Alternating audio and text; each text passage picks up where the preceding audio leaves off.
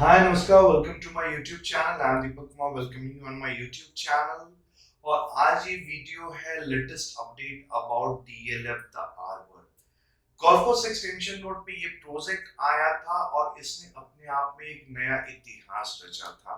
तकरीबन 5x इसकी subscription हो चुकी थी and people were fighting for each and every unit to have. और 3 दिन के अंदर अंदर बिक जाने की वजह से इसने अपने आप एक नया इतिहास रचा था और मार्केट में एक नई ट्रेंड लाई कि कोई लग्जरी प्रोजेक्ट भी 3 दिनों के अंदर बिक सकता है और सारे के सारे प्रोजेक्ट भी बिक सकते हैं।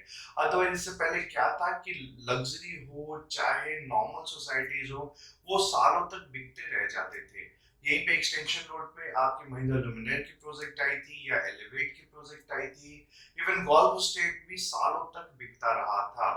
ट्रम्प टावर भी आज तक बिक रहा है, अभी भी उसके अंदर बहुत सी जो यूनिट्स हैं वो अवेलेबल है। वो बात अलग है कि प्राइस धीरे धीरे ग्रेजुअली ऊपर होती चलती चली गई और लोग उसके अनुसार खरीदते गए।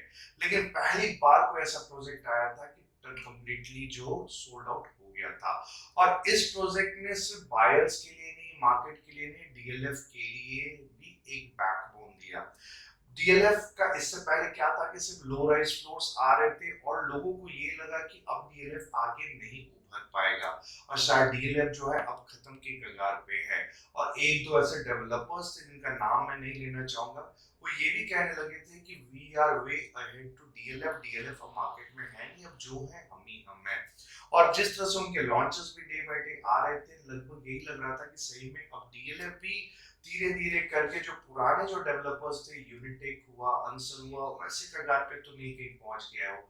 तो वैसा ही एक फीलिंग आने लग गया था। डीएलएफ फ्लोर्स बेच रहा था, अल्मेडा के फ्लोर्स हो या डीएलएफ फेज 1, 2, 3 एंड 4 के फ्लोर्स हो, वो स्लो पेस के साथ बिकते चलते चले गए। साथ में फिर गार्डन सिटी में भी इन्होंने फ्लोर्स निकाले, अच्छे हाइप के साथ बिका था। लेकिन जो ये बिका, ये अपने आप में एक हिस्ट्री क्रिएटेड था और उसी हिस्ट्री को कुछ और डेवलपर्स ने भी कॉपी करने की कोशिश की।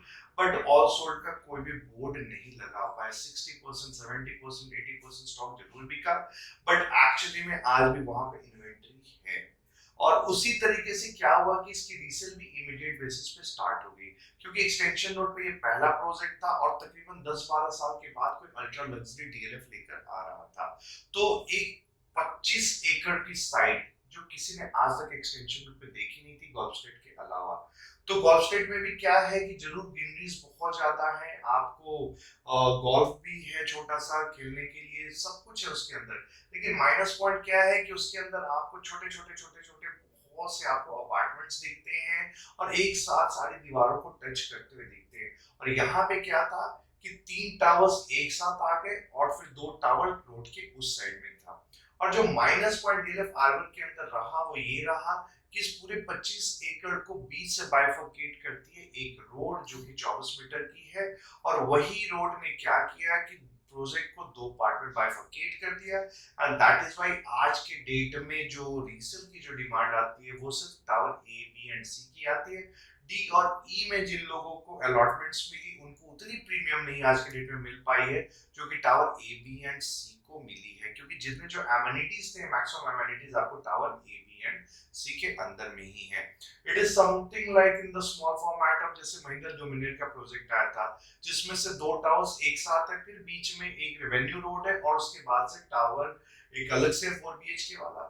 तो इस वजह से क्या है कि इन 2 टावर्स की डिमांड ज्यादा आती है, उसकी थोड़ी डिमांड कम आती है, क्योंकि क्लब हाउस भी महिंद्रा लुमिनेयर का उन्हीं 2 टावर्स को फेस करता हुआ है, ओपननेस भी ज्यादा इसी के अंदर है।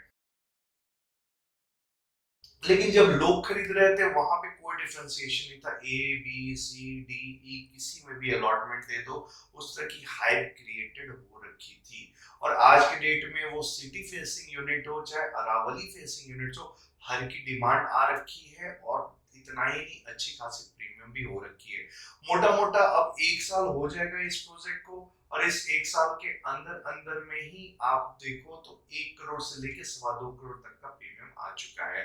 जो 1 नंबर 2 नंबर यूनिट्स हैं वो सिटी फेसिंग यूनिट है और अरावली फेसिंग यूनिट जो है वो कुछ 5 नंबर है, 6 नंबर है, किसी में 4 नंबर, इस तरह के यूनिट्स हैं। एंड दैट इज व्हाई आज के डेट में जो सबसे ज्यादा डिमांडिंग यूनिट है वो है ग्रीन फेसिंग यानी कि अरावली फेसिंग। सिटी फेसिंग में थोड़ी सी प्रीमियम कम है, 80 लाख से लेके 1.2 सीआर के आसपास का है।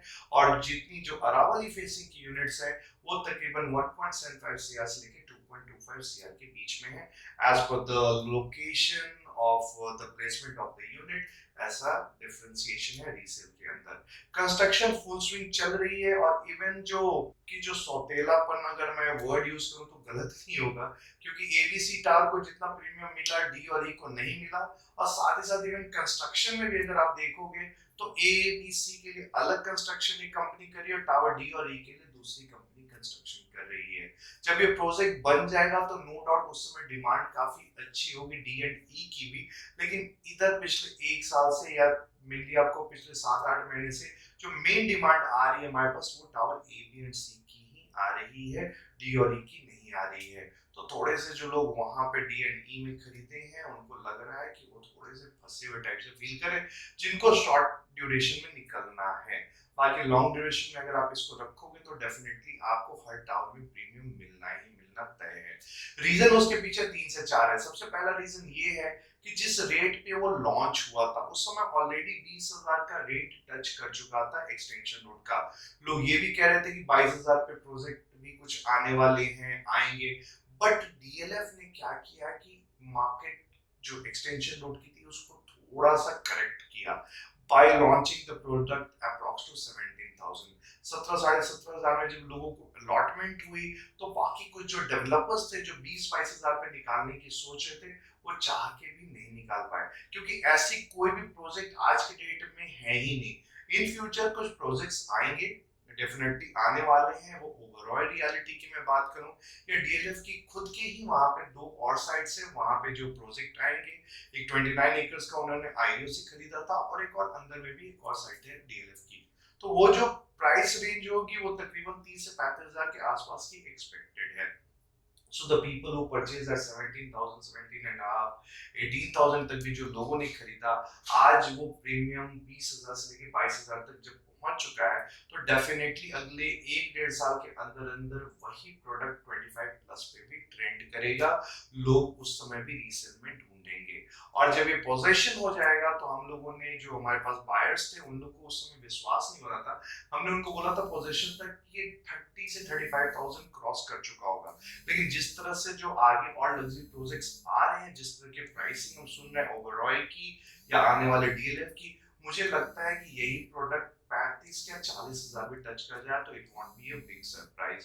तो it is a very good take for you. अगर रीसेल में भी आपको कुछ यूनिट्स खरीदनी है तो हमारे पास कुछ यूनिट्स एबीसी टावर में भी हैं, और अगर कुछ सस्ती यूनिट खरीदनी है तो टावर डी और ई में भी हमारे पास कुछ इन्वेंट्री है। फुल स्विंग कंस्ट्रक्शन चल रहा है, और अभी आज के डेट में ना कोई ऐसा प्रोजेक्ट आया है और ना कोई ऐसा कंपैरिजन करने के लिए प्रोडक्ट है जो कि डीएलएफ द आर्बर है। 25 एकड़ में सिर्फ 5 टावर, और उसमें भी मुट्ठी भर यूनिट्स थे अकॉर्डिंग टू जितनी जो लैंड पास थी। उसके बाद भी कुछ और रेसिडेंशियल प्रोजेक्ट जरूर आए, 3 एकड़ 5 एकड़ टाइप के, वो भी मतलब हाइप के साथ जरूर बिके, बट वो उस तरह से एमिनिटीज और उस तरह से अल्ट्रा लग्जरी डेफिनेशन नहीं दे पाएंगे जिस तरह से डीएलएफ द आर्बर आया है। हाँ, एक प्रोजेक्ट और आने वाला जरूर है सेक्टर 59 में, एक बहुत रिनाउंड डेवलपर का। वो भी तकरीबन 11 एकड़ के अंदर में 5 टावर लेकर आ रहे हैं, लेकिन उसमें क्या है कि यूनिट्स बहुत कम है, तकरीबन 400 से 500 यूनिट सिर्फ आने वाले हैं। उसमें 3.5 बीएचके और 4.5 बीएचके भी होंगे, और सारे यूनिट्स जो है अरावली फेसिंग के हैं।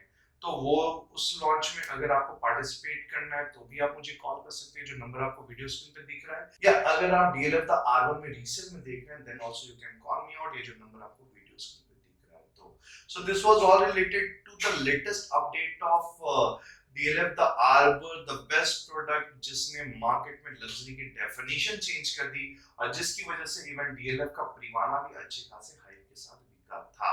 सो this was all for today. अगर आपको वीडियो अच्छी लगी तो प्लीज इसको लाइक जरूर करें, please share it out with your loved ones, और अगर बाय एनी चांस आपने मेरे चैनल को सब्सक्राइब नहीं किया, so please do subscribe it. Thanks a lot for your valuable time.